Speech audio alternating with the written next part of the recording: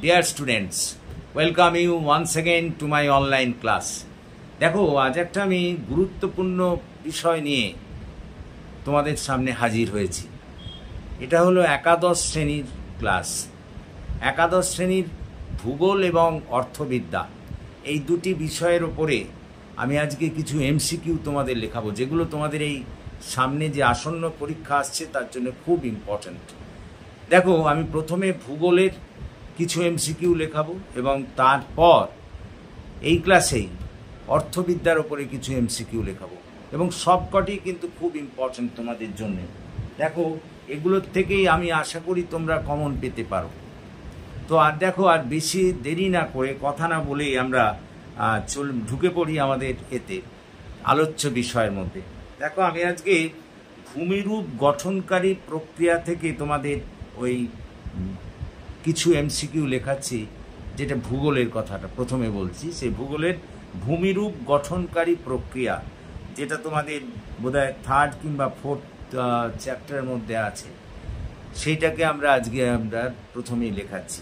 তাহলে যে অধ্যায়টা সেটা হলো ভূমিরূপ গঠনকারী প্রক্রিয়া। লিখতে শুরু করো। প্রথম যে প্রশ্ন সেটা হলো, ভূমিকম্পের মাত্রা পরিমাপ করা হয় কিসের সাহায্যে? ভূমিকম্পের মাত্রা পরিমাপ করা হয় কিসের সাহায্যে? উত্তর লেখো রিক্টার স্কেল। উত্তর লেখো রিক্টার স্কেলের সাহায্যে। 2 নম্বর প্রশ্ন, ভূমিকম্পহীন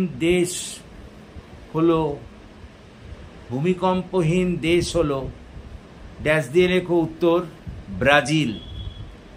পরেরটা লেখো, ভূমিকম্পকালে যে গ্যাস নির্গত হয় তার নাম কি? ভূমিকম্পকালে যে গ্যাস নির্গত হয় তার নাম কি? ড্যাশ দিয়ে লেখো রেডন। রয়কার ড দন্তন্য। পরের প্রশ্ন, কোন ধরনের আলোড়নে ভঙ্গিল পর্বত সৃষ্টি হয়? কোন ধরনের আলোড়নে ভঙ্গিল পর্বত সৃষ্টি হয়? ড্যাশ দিয়ে লেখো গিরিজনী। ড্যাশ দিয়ে লেখো গিরিজনী। পরের প্রশ্ন, সর্বনিম্ন ধ্বংসাত্মক তরঙ্গের নাম কি? সর্বনিম্ন ধ্বংসাত্মক তরঙ্গের নাম কি? ড্যাশ দিয়ে লেখো পি তরঙ্গ। পি তরঙ্গ। পরেরটা লেখো, ভারতের একটি সুপ্ত আগ্নেয়গিরির নাম করো। ড্যাশ দিয়ে লেখো নারকোন্ডাম। নারকোন্ডাম। পরের প্রশ্ন, ভূমিকম্পের তীব্রতা পরিমাপ করা হয় ড্যাশ দিয়ে লেখো মার্কলি স্কেলে। মার্কলি স্কেলে। পরেরটা লেখো, পৃথিবীর উচ্চতম সক্রিয় আগ্নেয়গিরির নাম কি? ড্যাশ দিয়ে লেখো ফটোপ্যাক্সি। ড্যাশ দিয়ে লেখো কটোপ্যাক্সি। পরেরটা লেখো, কালডেরা কথার অর্থ কি? ড্যাশ দিয়ে লেখো বিশাল কড়াই। কালডেরা কথার অর্থ কি? ড্যাশ দিয়ে লেখো বিশাল কড়াই। পরেরটা, বন্দর ধ্বংসকারী বিশালাকার ঢেউকে কি বলে? বন্দর ধ্বংসকারী বিশালাকার ঢেউকে কি বলে? ড্যাশ দিয়ে লেখো সুনামি। ড্যাশ দিয়ে লেখো সুনামি। পরেরটা, ভূমিকম্পের মাত্রা সব থেকে বেশি হয় কোথায়? ভূমিকম্পের মাত্রা সব থেকে বেশি হয় কোথায়? ড্যাশ দিয়ে লেখো উপকেন্দ্রে। ড্যাশ দিয়ে লেখো উপকেন্দ্রে, মানে উপকেন্দ্রেই সবচেয়ে বেশি হয় মাত্রা, এটুকু জেনে রেখো। পরেরটা লেখো, ভূমিকম্প সর্বপ্রথম আবিষ্কার করেন কে? ড্যাশ দিয়ে লেখো এইচ জেফ্রিজ। H Jefferies.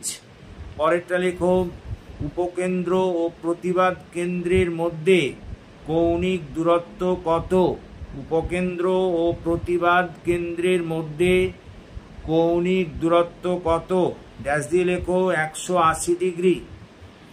পরেরটা, ভূকম্প তরঙ্গ ছায়াবলয়ে ভূকম্প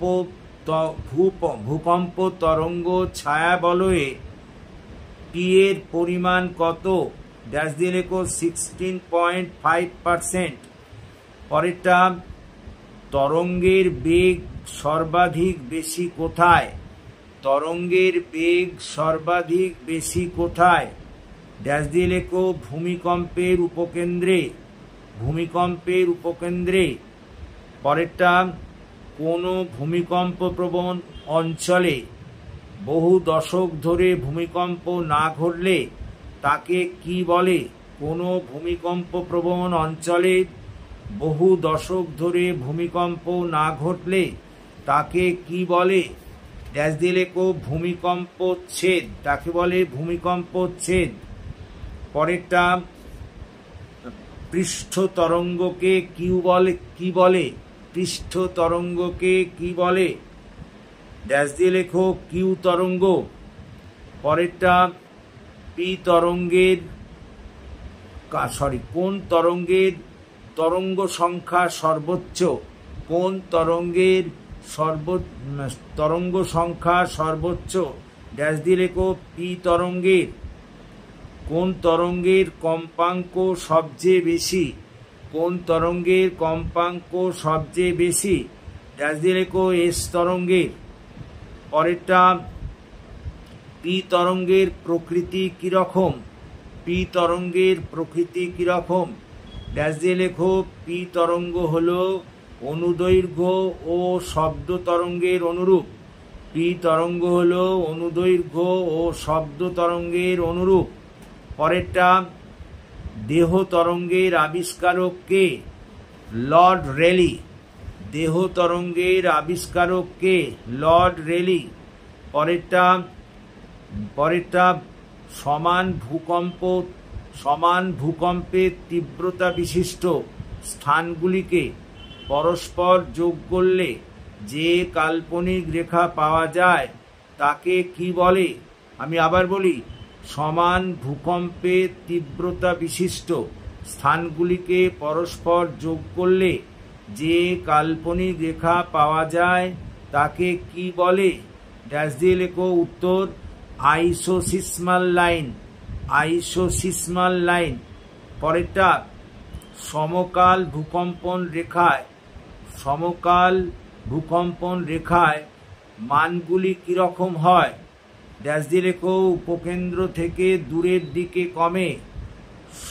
আমি আবার বলি, সমকাল ভূকম্প রেখায় মানগুলি কিরকম হয়, মানগুলি উত্তর মানগুলি উপকেন্দ্র থেকে বাইরের দিকে, উপকেন্দ্র থেকে দূরের দিকে কমে, উপকেন্দ্র থেকে দূরের দিকে কমে। পরেরটা, সমকাল ভূকম্প রেখায় মানগুলি উপকেন্দ্র থেকে কখন বাইরের দিকে বাড়ে, ড্যাশ দিয়ে লেখো সমকাল ভূকম্পন রেখায় মানগুলি উপকেন্দ্র থেকে বাইরের দিকে বাড়ে। পরেরটা, মার্সেলি স্কেলের তীব্রতা, মার্সেলি স্কেলের তীব্রতা কত, 0 থেকে 10। পরেরটা, মার্সেলি স্কেল কে আবিষ্কার করেন, ভূকম্পনবিদ মার্সেলি। পরেরটা, রিক্টার স্কেলের মাত্রা কত, এটাও 0 থেকে 10। পরেরটা,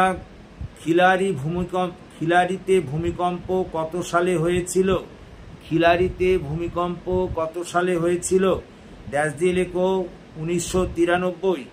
চামোলি ভূমিকম্পের তীব্রতা কত ছিল, চামোলি ভূমিকম্পের তীব্রতা কত ছিল, ড্যাশ দিয়ে লেখো 6.8। ভুজ ভূমিকম্পের তীব্রতা কত ছিল, ড্যাশ দিয়ে লেখো 7.8। ভুজ ভূমিকম্পের তীব্রতা কত ছিল, ড্যাশ দিয়ে লেখো 7.8। ভারতে প্রথম ভূমিকম্প হয় কখন, কুমায়ুন অঞ্চলে 1803 সালে, কুমায়ুন অঞ্চলে 1803 সালে। পরেরটা, রেলি তরঙ্গ কিভাবে প্রবাহিত হয়, রেলি তরঙ্গ কিভাবে প্রবাহিত হয়, ড্যাশ দিয়ে লেখো উপবৃত্তাকারে। পরেরটা, দেহ তরঙ্গ কি ধরনের দেহ তরঙ্গ প্রবাহিত হয় কিভাবে? কঠিন, তরল ও বায়বীয় মাধ্যমে। দেহ তরঙ্গ প্রবাহিত হয় কিভাবে? কঠিন, তরল ও বায়বীয় মাধ্যমে। পরেরটা, 2014 খ্রিস্টাব্দে ভারত মহাসাগরে ভূমিকম্পের তীব্রতা ছিল কত? ড্যাশ দিয়ে লেখো 8.9 থেকে 9.2। 8.9 থেকে 9.2। পরেরটা, স্থিতিস্থাপক তত্ত্ব কে দেন? স্থিতিস্থাপক তত্ত্ব কে আবিষ্কার করেন বা কে দেন? ড্যাশ দিয়ে লেখো H.F. Read. H.F. Read, REID। পরেরটা লেখো পৃথিবীর কৃত্রিম একটি ভূমিকম্প হলো আসোয়ান ভূমিকম্প। পৃথিবীর কৃত্রিম একটি ভূমিকম্পের নাম হলো আসোয়ান ভূমিকম্প। পরেরটা, সমুদ্রকম্পন কথাটি ব্যবহার করেন প্রথম কে? সমুদ্রকম্পন কথাটি ব্যবহার করেন কে? এভারহার্ড ব্রুডলার। দ্বিতীয় সর্বাধিক ভূকম্পন দেশ কোনটি? ইটালি। দ্বিতীয় সর্বাধিক ভূকম্পনের দেশ কোনটি? ড্যাশ দিয়ে লেখো ইটালি। সর্বাধিক ভূমিকম্পের দেশ কোনটি? ড্যাশ দিয়ে লেখো জাপান। সর্বাধিক ভূমিকম্পের দেশ কোনটি? জাপান। ভূমিকম্পের শহর কাকে বলা হয়? ভূমিকম্পের শহর কাকে বলা হয়? পরের প্রশ্ন, ভূমিকম্পের শহর কাকে বলা হয়? ড্যাশ দিয়ে লেখো ফিলাডেলফিয়া। তারপরে লেখো ইউরোপের ভূমিকম্প প্রবণ দেশ কোনটি? ইউরোপের ভূমিকম্প প্রবণ দেশ কোনটি? ড্যাশ দিয়ে লেখো ইটালি। ড্যাশ দিয়ে লেখো ইটালি। পরেরটা লেখো ভূমিকম্পের কেন্দ্র সবচেয়ে বেশি হয় চ্যুতিরেখায়। ভূমিকম্পের কেন্দ্র সবচেয়ে বেশি চ্যুতিরেখায়। পরেরটা, সমস্থিতিক ভূমিকম্প দেখা যায় কোথায়? সমস্থিতিক ভূমিকম্প দেখা যায় কোথায়? ড্যাশ দিয়ে লেখো নবীন ভঙ্গিল পর্বতে। আংশিক গভীরতায় সৃষ্ট ভূমিকম্পের নাম কি? অধিক গভীরতায় সৃষ্ট ভূমিকম্পের নাম কি? অধিক গভীরতায় সৃষ্ট ভূমিকম্পের নাম কি? ড্যাশ দিয়ে লেখো পাতালিক ভূমিকম্প।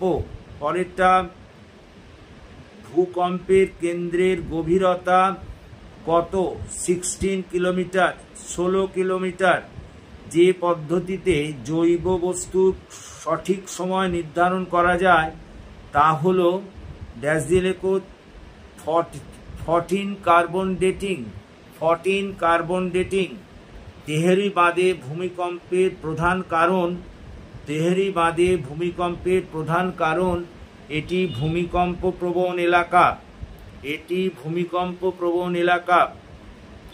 পরেরটা, কম ভূমিকম্প হয় কোন অঞ্চলে? ড্যাশ দিয়ে লেখো সিল্ড অঞ্চলে। সিল্ড, সিল্ড অঞ্চলে।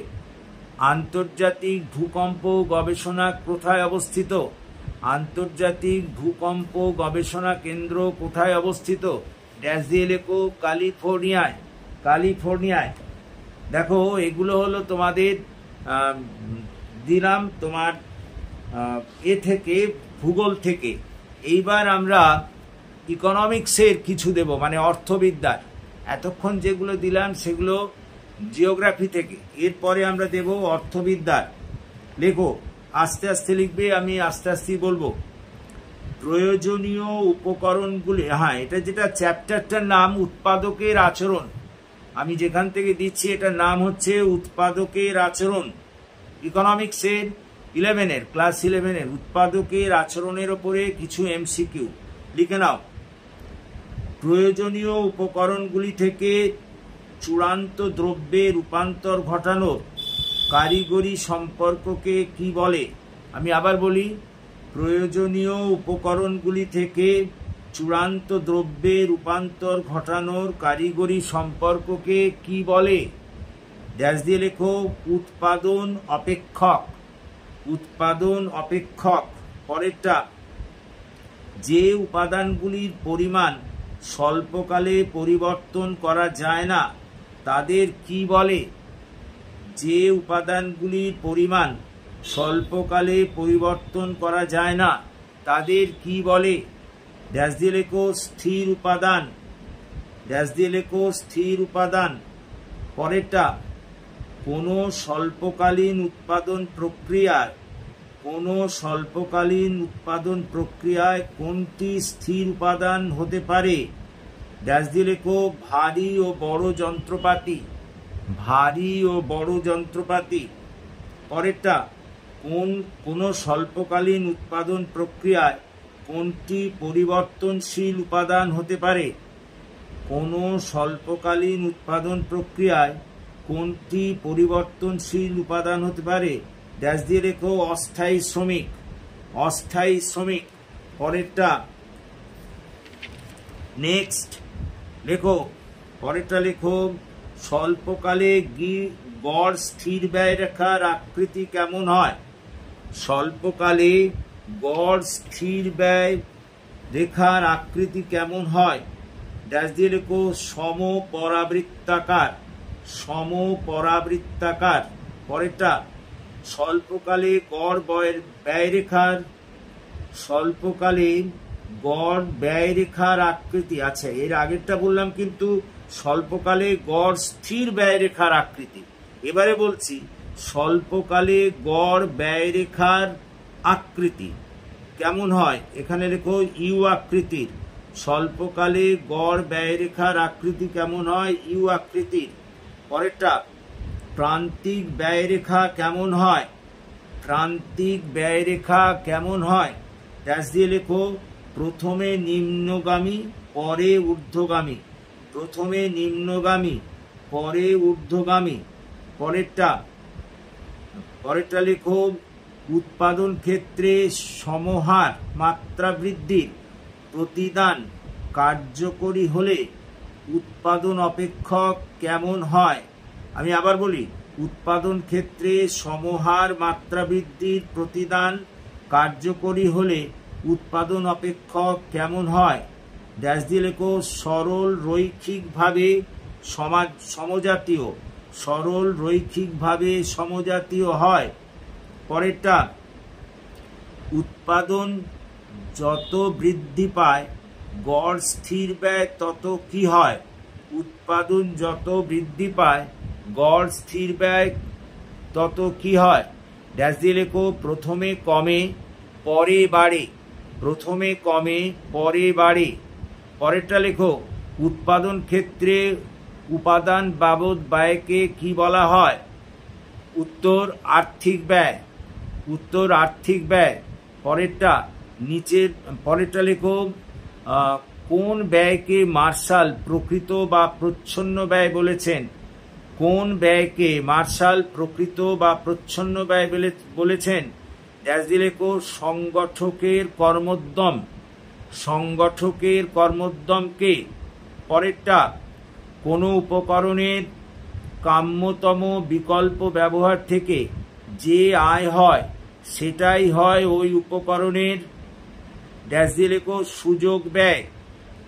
পরেরটা, উৎপাদনে সংগঠকের স্বাভাবিক মুনাফা হলো, উৎপাদনে সংগঠকের স্বাভাবিক মুনাফা হলো ড্যাশ দিয়ে লেখো আর্থিক ব্যয়। পরেরটা লেখো স্বল্পকালে কোনো উৎপাদন ক্ষেত্রে মোট ব্যয়